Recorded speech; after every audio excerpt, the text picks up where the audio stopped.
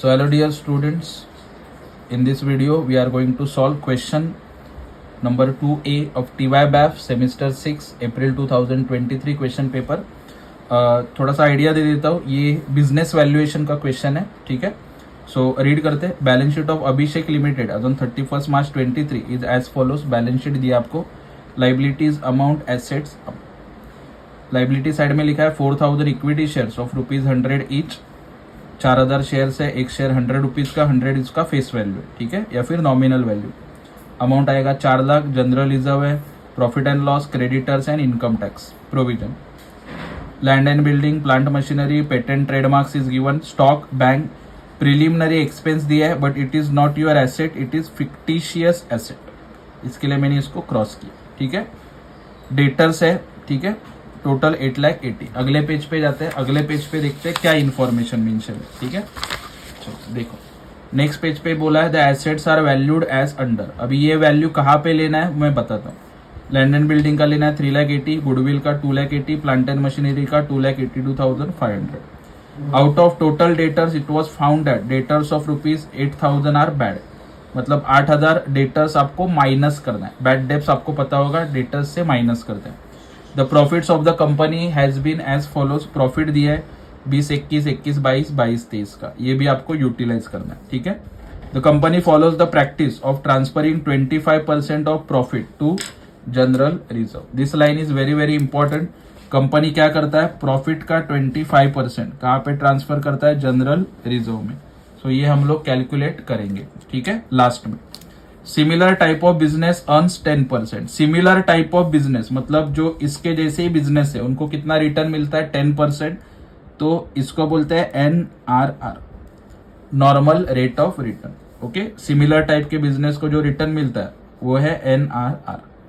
क्या कैलकुलेट करने के लिए बोला है आपको, calculate the value of business under intrinsic value method, yield method and fair value method. So this 3 methods we are going to follow, ठीक है। चलो पहले इंट्रिंसिक मेथड देखेंगे, बाद में यील्ड, बाद में फेयर वैल्यू, ठीक है। चलो तो आपके साथ में मैं सॉल्यूशन शेयर करता हूँ। सॉल्व करके रखा है मैंने ऑलरेडी आपके लिए, ताकि आपको और मुझे ज्यादा डिफिकल्टी फेस ना करना पड़े, ठीक है। चलो सबसे पहला intrinsic value method, okay, of 3 methods लिखा है मैंने। A, intrinsic value method, particulars and rupees. सबसे पहला आएगा एसेट्स। क्या लिखना है, एट एग्रीड वैल्यू, जो एडजस्टमेंट वाला वैल्यू बोला था। Land and building, goodwill and plant and machinery. कौन सा वैल्यू लेना है आपको, ये वाला, तीनों का। बैलेंस शीट का वैल्यू नहीं लेना है, ये 3 वैल्यू लेना है। जो बैलेंस शीट का वैल्यू है उसको बोलते हैं बुक वैल्यू, 1, 2, ओके।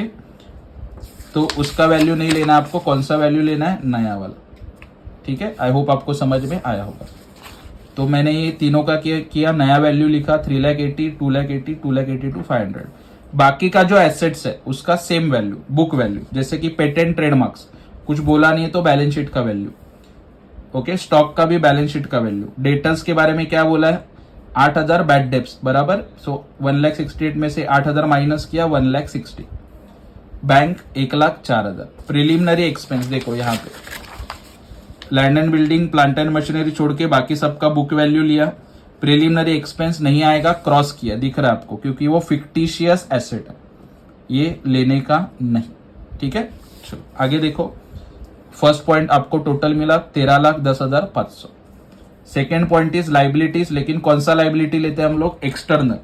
देखो ये लाइबिलिटी साइड में बहुत कुछ आपको दिख रहा है, equity share capital, general reserve, profit and loss, ये नहीं आता है, ठीक है। Equity share, preference share capital जो भी रहेगा, रिजर्व्स एंड सरप्लस छोड़ के जो एक्सटर्नल लाइबिलिटी है, कौन से, अभी creditors and income tax provision.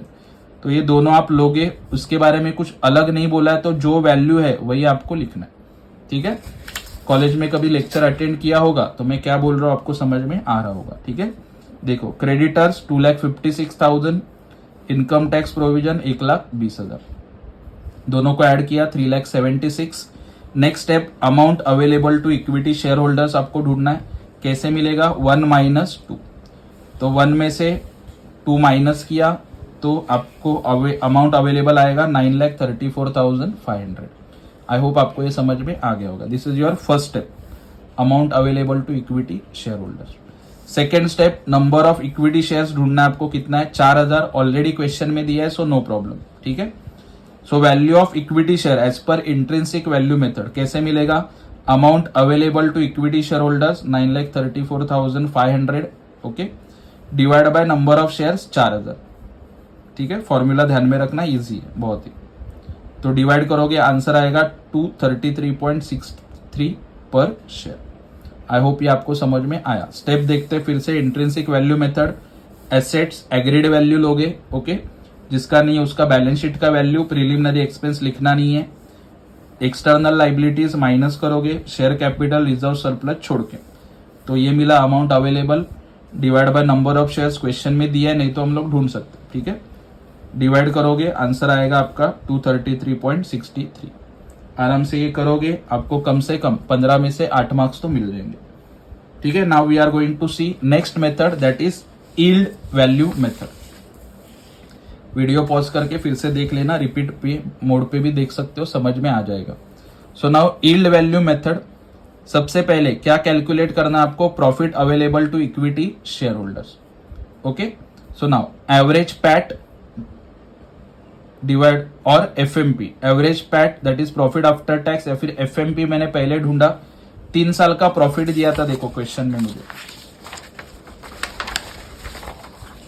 1 2 3 तीनों को ऐड करोगे और डिवाइड बाय 3 करोगे, क्योंकि 3 साल का प्रॉफिट है। 4 साल का होता तो डिवाइड बाय 4 करता, 5 का होता तो डिवाइड बाय 5 करता। सो तीनों का टोटल डिवाइड बाय 3। तो एफएमपी मेरा कितना आ रहा है, देखो एफएमपी मेरा आएगा डिवाइड करने के बाद 1,84,000, ठीक है। तो एफएमपी 1,84,000 फिर से लिखा, माइनस प्रेफरेंस डिविडेंड कुछ है क्या, नील नहीं है। सो 1,84,000 माइनस किया ट्रांसफर टू जनरल रिजर्व, क्योंकि क्वेश्चन में बोला है देखो 25% ट्रांसफर करने के लिए, यहाँ पे मैंने अंडरलाइन किया था, ठीक है। सो 1,84,000 का 25% ट्रांसफर होगा 46,000 माइनस, तो इक्विटी शेयर होल्डर्स को प्रॉफिट कितना अवेलेबल है, 1,38,000 ओनली। ये समझ में आया। एफएमपी निकालने का, प्रेफरेंस डिविडेंड होगा तो माइनस करो, नहीं था, जनरल रिजर्व बोला था 25% माइनस करने के लिए किया, तो प्रॉफिट अवेलेबल कितना आया, 1,38,000। नेक्स्ट नंबर 2 आपको ढूंढना है ERR। ERR का फुल फॉर्म होता है एक्सपेक्टेड रेट ऑफ रिटर्न। तो कैलकुलेशन ऑफ ERR फॉर्मूला लिखा है, ERR is equal to profit available to equity shareholders that is 1,38,000 divide by paid up equity share capital into 100। तो profit available है 1,38,000, paid up equity share capital, equity share capital बोला, equity share capital कितना है 4 लाख, ठीक है, तो वो मैंने यूज किया, डिवाइड बाय 4 लाख इंटू 100। तो परसेंटेज आएगा 34.5% या फिर 34.50%, ओके। कैलकुलेशन करो, आराम से समझ में आएगा, नहीं तो कमेंट में लिख देना, ठीक है। Third point is value of equity share, ERR upon NRR, formula याद रखना, लिख के लेके जाओ, ERR upon NRR multiplied by paid up value per equity share. ERR कितना है 34.50, NRR कितना है 10, okay, into paid up value, एक इक्विटी शेयर का पेड अप वैल्यू कितना है 100, क्वेश्चन के स्टार्टिंग में लिखा है, मल्टीप्लाई किया, आंसर आएगा 345 पर शेयर। आई होप आपको ये समझ में आया होगा। फिर से रिपीट करते हैं, क्या ढूंढा पहले, प्रॉफिट अवेलेबल, कैसे ढूंढा, डिवाइड बाय 3 करके एवरेज निकाला, जनरल रिजर्व माइनस किया, ये मिल गया। ERR का फॉर्मूला याद रखना, प्रॉफिट अवेलेबल मिला था, paid up equity share capital से डिवाइड किया, परसेंटेज निकाला 34.50, लास्ट वाला ERR upon NRR into paid up value of equity share, तो 345 पर शेयर। तो ये दोनों चीजें हम लोग फाइंड आउट कर चुके हैं, ओके। पहले मैंने क्या ढूंढा था, देखो as per intrinsic value method value आया 233.63 and as per yield value method आया 345। अभी लास्ट वाला method C, that is fair value method. So value per equity share is equal to intrinsic value plus yield value divide by 2। Very easy, दोनों आ गया तो fair value भी निकल पाओगे, ठीक है। सो 233.63 प्लस 345 दोनों मैंने आपको बता दिया, डिवाइड बाय 2, दोनों को ऐड करके डिवाइड बाय 2 किया तो आंसर आता है 289.315 पर शेयर। So that's it. इतना सिंपल क्वेश्चन है, 15 मार्क्स आपको मिल जाएगा। But at only one condition, आपको फॉर्मूला आना चाहिए, ठीक है।